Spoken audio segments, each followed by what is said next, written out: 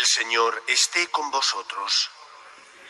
Lectura del Santo Evangelio según San Mateo. En aquel tiempo dijo Jesús a sus discípulos: cuando venga en su gloria el Hijo del Hombre, y todos los ángeles con él, se sentará en el trono de su gloria, y serán reunidas ante él todas las naciones.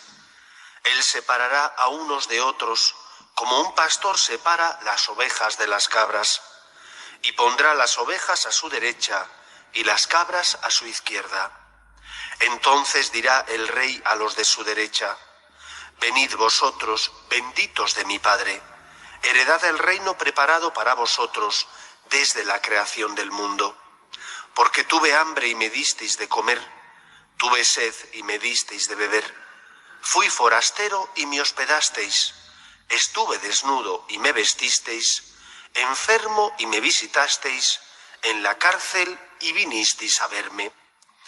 Entonces los justos le contestarán: Señor, ¿cuándo te vimos con hambre y te alimentamos, o con sed y te dimos de beber? ¿Cuándo te vimos forastero y te hospedamos, o desnudo y te vestimos? ¿Cuándo te vimos enfermo o en la cárcel y fuimos a verte? Y el Rey les dirá: os aseguro que cada vez que lo hicisteis con uno de estos mis humildes hermanos, conmigo lo hicisteis. Y entonces dirá a los de su izquierda: apartaos de mí, malditos, id al fuego eterno preparado para el diablo y sus ángeles.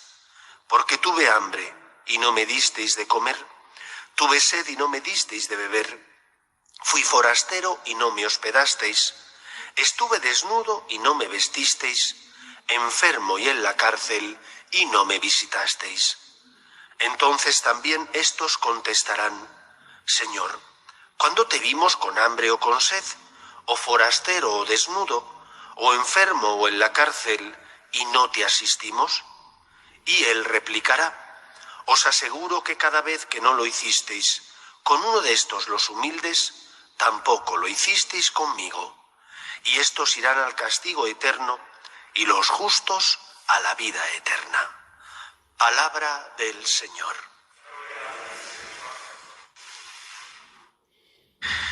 Una de las críticas más feroces que suelen realizar los que no tienen fe a los cristianos es que nosotros no hacemos las cosas por amor al hombre, sino por amor a Dios. El Evangelio que acabamos de escuchar pone en el centro de nuestras motivaciones no la mera filantropía, el amor a los seres humanos, el amor a nuestros hermanos, sino el amor a ellos porque amamos a Cristo que está presente en ellos. Esa es la realidad. Nosotros hacemos las cosas no solamente por amor a los hombres, sino ante todo por amor a Dios.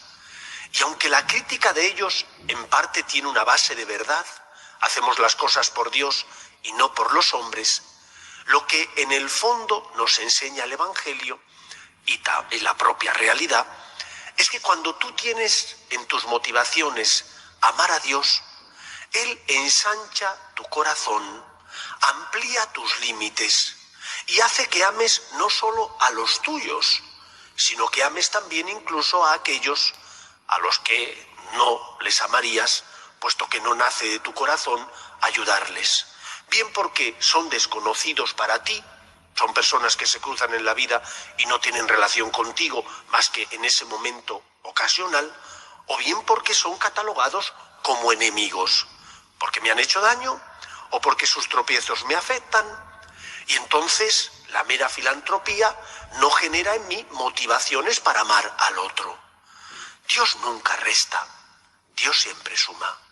Y amar a Dios no resta mi amor hacia los demás, sino que al contrario, cuando amo a Dios, Él es condición de posibilidad para que ame a los demás. Él amplía los límites de mi vida, de mi corazón, para que ame incluso a aquellos a los que no me nace del corazón amarles, bien porque son desconocidos o bien porque son enemigos. Por tanto, lo que tenemos que decir es que amar a Dios no desmerece amar a los demás. Al contrario, porque amamos a Dios, Él ensancha nuestro corazón para que podamos amar también a aquellos que no nos apetecería amarle. Esta es la realidad.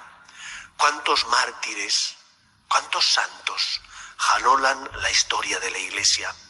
¿Y cuántos de ellos han dado la vida por amor a Dios para luchar por el bien de los hombres?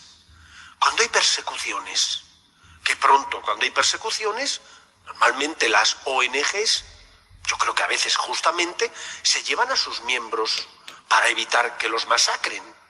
Por ejemplo, cuando en África tuvo lugar la persecución entre los Hutus y los Tutsis en Burundi. Salieron todas las ONGs deprisa y corriendo de allí. ¿Quiénes se quedaron? Los misioneros. Ellos se quedaron porque aman a Dios por encima de todo. Y porque amaban a Dios por encima de todo, encontraron razones para defender también a los que estaban siendo perseguidos. Y ellos mismos fueron perseguidos. Amar a Dios no resta el amor a los hombres, sino que al contrario, como decía un literato ruso, Dostoyevsky, si Dios no existe, todo está permitido. Pero si Dios existe, Él es el garante del bien de los demás, porque ilumina mi conciencia y me dice, anda, perdona a ese que no se lo merece. Anda, sé generoso con esa persona que se ha equivocado y necesita tu misericordia. Anda, vuelve otra vez a levantarte y pide perdón por lo que has hecho mal. Dios no resta, Dios siempre suma. Y por lo tanto, nosotros tenemos, como toda criatura creada por Dios a su imagen y semejanza, como todo ser humano, tenemos un pozo de bondad natural en el corazón. Pero esa bondad natural nuestra no se seca gracias a la misericordia de Dios. El Señor, con su gracia, hace que siempre abunde la misericordia en nuestro corazón, para que amemos más de lo que nos apetece como meros seres humanos, para que amemos incluso a aquellos que no se lo merecen, porque son catalogados como enemigos o al menos como desconocidos.